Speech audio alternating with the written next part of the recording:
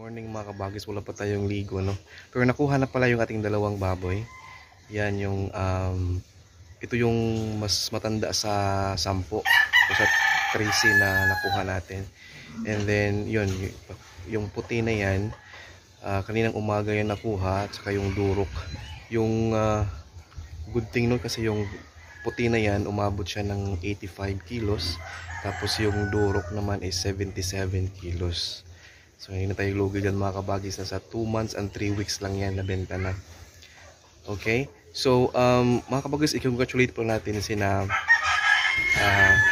ito yung mga nanalo, no? Congratulate natin sila. Sila yung nanalo sa ating 4th week na pag-giveaway, yung raffle natin, and maraming salamat sa nag-sponsor dyan. So yung mga kabagis, keep on commenting lang sa ating mga videos. And make sure mga kabagis na kapag-subscribe kayo, para whenever mag-comment kayo, entry nyo yan at valid yan sa ating mga ginagawang paraffle. Every week, Friday po yan. I-announce natin yung mga winner Friday night at 10 PM.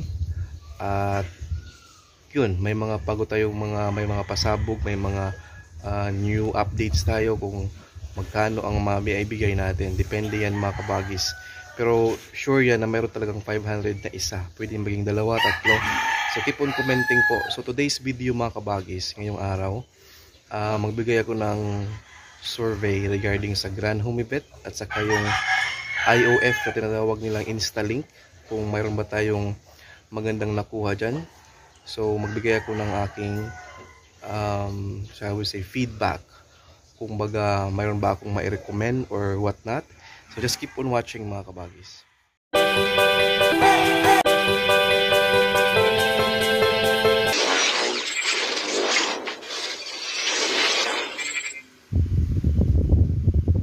So ngayon, ito na pala yung ating update sa ating alaga. So napansin niyo, ito na yung puro malalaki na sila. 8 ito kasi yung 4 na maliliit tinransfer ko doon, yung kinuna ng 2 nabenta na kaninang umaga. So nandun sila yung mga maliliit kasi talo sila dito sa kainan eh. So dito yung 8 yung mga maliliit. At eto naman yung 10 mga kabagis na ibebenta na to next Sunday. Hindi ngayong Sunday, but next Sunday na ito sila mga kabagis. Ayan sila. At parang ganon-ganon din yung timbang nito nung 2 na ibenta natin kanina. Hopefully, no? Kahit 70 to 80 kilos, okay na tayo dyan mga kabagis. Ito din yung 3. Ito mga kabagis. So yun, magbigay ako ng update regarding sa Grand Humibet. Yung Grand Humibet pala, ginamit ko yan 2 sachet. And to be honest with you, sa mga nagtatanong no ng feedback, ito po honest feedback po ito based sa experience ko. Hindi ito gawa-gawa or paninira sa product, but for me, sa mga subscribers ko, mas maganda talaga na ibigay ko yung honest feedback natin sa mga product, kasi kung ano yung ginagamit natin, for sure pina-follow din ng iba nating mga viewers at saka subscribers, at ayaw naman natin sila na mabigo sa mga ginagamit nilang produkto. Okay, balik tayo sa Grand Humibet mga kabagis, no? Ginamit ko yun, bali 2 sachet yung aking naubos, and then yung first 2 weeks ng paggamit ko ng Grand Humibet po, talagang nagtatai yung aking mga alaga. Nag-send ako ng feedback doon sa binahan ko na ganito ba talaga ang kanilang product, na kapag bago pa gamitin sa ating mga hayop magtatai sila. Sabi niya hindi naman daw, so stop ko daw muna. So Grand Humibet pa po itong mga kabagis, wala pa tayo sa Instalink. So yun, in-stop ko siya. Tapos hinday ko na lalaki yung mga baboy natin ng mga at least 2 months, at bitalik ko. Nung pagbalik ko, paggamit sa baboy, hindi na nagtatae. Tapos yung purpose ko doon, hindi sa palakihin ko yung katawan, paganahin yung kumain, kasi magana naman talaga yung ating mga baboy noon pa. Dahil nga regular tayo nagpupurga, nag-vitamins tayo before natin sila hayaan na lumaki sa ating mga kulungan, no? So yun, after kung binalik yung Grand Home Vet, ang purpose ko talaga, bakit ko siya pinilit kahit yung first attempt ko mapangit na yung resulta, nagtatain na sila, is to lessen the amoy, no? Yung bang at least makunan man lang yung amoy ng kanilang dumi. And then nung ginamit ko siya, the same pa rin mga kabagis yung amoy ng dumi ng ating mga alaga. So kumbaga sa Grand Home Vet, dismayado ako kasi hindi ko lang alam, no, kung tama ba yung paggamit ko, pero pina-follow ko naman yung sinasabi ng napilhan ko kung paano siya gamitin. So bigo tayo sa Grand Home Vet, at for me, i-recommend ko ba siya? For me mga kabagis, hindi ko siya i-recommend na bilhin ninyo kasi mahal. But if you want to observe and if you want to experience yourself kung ano ba talaga yung product, then feel free to buy. Okay, para at least man lang maano kayo na magamit nyo rin yung product, hindi lang yung base lang kayo sa sinasabi ko. So ang unang-una kung bakit hindi ko siya i-recommend, kasi yung mga baboy natin mga kabagis, lumalaki naman talaga yan at gumagana yan kapag pure feeds yung ating pinapakain. Okay, at saka yung regular na nagpupurga tayo, nagbigay tayo ng vitamins, gagana ang kain at lalaki talaga yan, hindi dahil sa binigyan mo ng Grand Home Vet or IOF. Lalaki yan mga alaga na yan kahit noon pa, makakapanahunan pa ng mama ko na mali.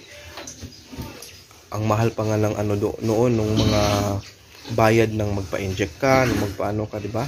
Ngayon free na lang kasama sa service nila sa feeds.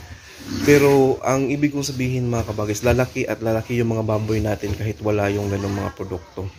Ginamit ko sila sa kadahilanan po na makunan or at least man lang maibsan yung amoy ng ating dumi ng mga hayop natin. Pero hindi ganun pa rin mga kabagis. Now, going back sa IOF or Instalink, ngayon mag 1 week and 2 months, 1 week and 2 days na po tayong nagamit siya, Instalink, and perhaps malapit na po naubos yung 1 kilo kasi ang ginagawa ko every morning and afternoon, every morning and dinner nila, no? Yung last nila na meal, yung alas 6 ng gabi.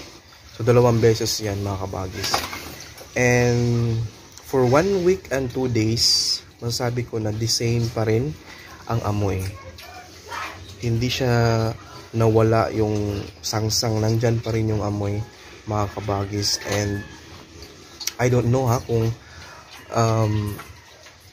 ano ba talaga, kung fake ba yung mga product na nakuha ko or what not, but yun yung aking observation mga kabagis sa Instalink, IOF at saka doon sa Home Vet, Grand Home Vet. Now, kung again, this is just my observation based sa paggamit ko ng product.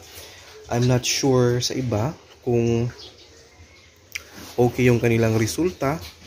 Well, maganda yon, and then I'm hoping na makaranas din ako ng ganong klaseng epekto, but hindi ko lang alam kung original ba itong nabili ko or ano ba.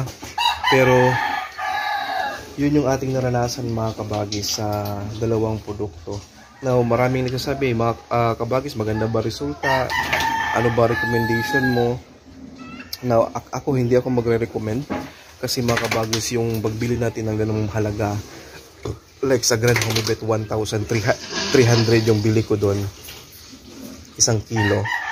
Then mahal din yung Grand Home Vet na yan, basta mahal. Tapos ano na sana yun, nasa bulsa yun na sana yun, ginano siya ng yun na saya, profit yun na sana yun,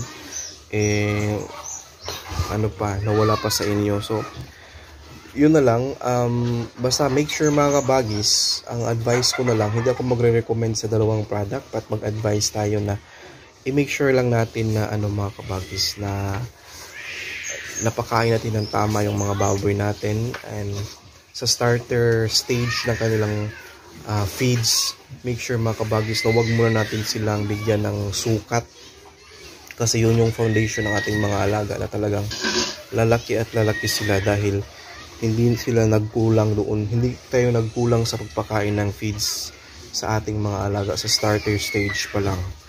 So yun lang, and then yung regular na pagpurga, magbigay ng vitamins sa mga biik na 10 kilos above yung pagkabili natin. So yun, yun lang yung masasabi ko. Sayang kasi yung pera because the same lang din yung outcome ng ating ginagawa. Hindi ko masasabi na lumaki sila dahil kinain nila yun, kasi maganyan naman talaga yung katawan ng mga baboy natin noon pa mga kabagis, and then lumalaki yan sila kahit walang ganon. So yun, ang maamoy pa rin siya, the same pa rin, walang nangyari, walang pagbabago. At kaya almost na yung ating nabili, malapit nang naubos.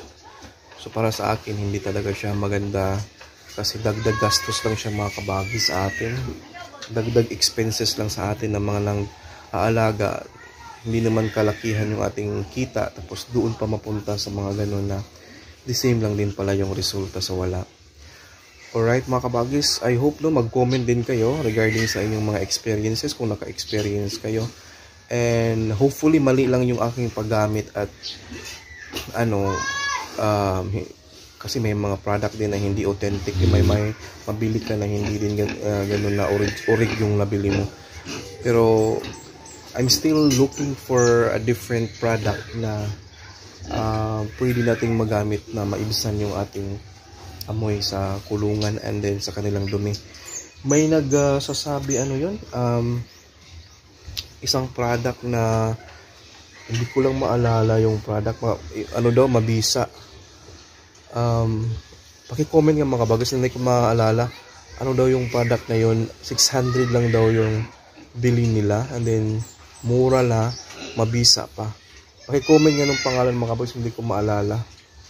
So yun lang siguro mga kabagis. So thank you so much sa inyong palaging pagsuporta at subaybay sa ating mga uploads.